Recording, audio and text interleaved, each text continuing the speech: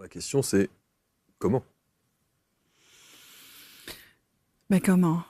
Alors, ça pourrait être une question. Qu'est-ce qui t'a émerveillé hier? Est-ce que tes yeux ont brillé? Enfin, je dis tu, mais c'est le tu à chaque personne. Comment est-ce que je m'émerveille du monde qui m'entoure? C'est pas facile en écoutant les infos, en écoutant de la pub, en ayant peur tout le temps. Et pourtant, je peux m'émerveiller d'une fleur qui pousse entre deux dalles de béton. Si je regarde, je peux m'émerveiller d'un enfant qui sourit. Je peux m'émerveiller de la gentillesse de la boulangère. Mais est-ce qu'on a encore en nous du temps pour nourrir cet émerveillement? Faire silence, alors c'est toutes les pratiques de méditation, de sophrologie, je suis pas la première à le dire, mais le silence, il suffit pas de se taire pour rencontrer le silence. Parce que quand je me tais, souvent, il y a encore beaucoup de bruit, et d'ailleurs, c'est pour ça, je pense, il y a des gens, ils laissent la télé allumée, la radio tout le temps, même les voitures aujourd'hui sont construites, on allume et la radio s'allume. Il faut décider de l'éteindre. Non mais c'est dingue quand même. Donc il faut décider d'arrêter le bruit. Et être OK d'écouter le bruit à l'intérieur de soi. Toutes les voix dans ma tête qui disent « il faudrait, je voudrais, je pourrais, mais c'est pas juste ». Et donc ça prend un temps d'arriver au silence de l'être qui fait, il y a rien, il y a plus de pensée en fait.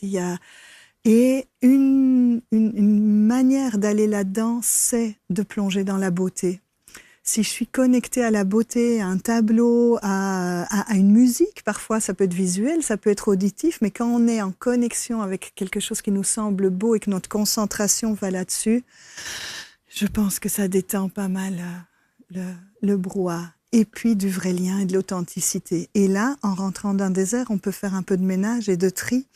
En faisant, j'adore cette expression qui dit on est la somme des 5 personnes qu'on côtoie le plus. Et qui ont le plus d'incidence sur nous. Eh bien, comment je choisis les influences, mes influenceurs personnels? Et si je suis entourée de gens qui se plaignent tout le temps, je vais devenir quelqu'un qui se plaint et qui voit ce qui va pas. Mais si je suis entourée de gens qui s'émerveillent, je vais sans doute pouvoir ouvrir mon regard. Et si vous êtes la somme de ces 5 personnes, est-ce que vous avez identifié ces 5 personnes? Alors, je le fais régulièrement parce que je pense que ça change aussi au fur et à mesure des ans.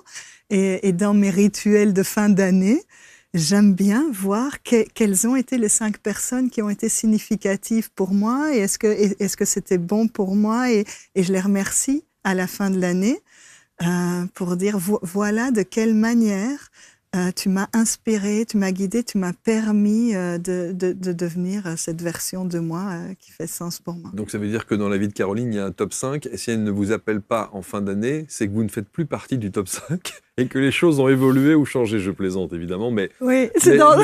mais le ça truc... va me mettre la pression mais parce non, que mais oui, parce que le truc, c'est que vous dites, je les appelle, en tout cas, je leur dis à quel point, effectivement, elles ont une influence particulière sur mon dialogue avec moi-même et avec mon âme. Donc, et si vous les appelez en fin d'année et que tout le monde va s'attendre, là maintenant que vous le dites, tout le monde va s'attendre à recevoir un petit coup de fil en se disant, j'espère être dans la vie de Caroline et dans ses influences positives.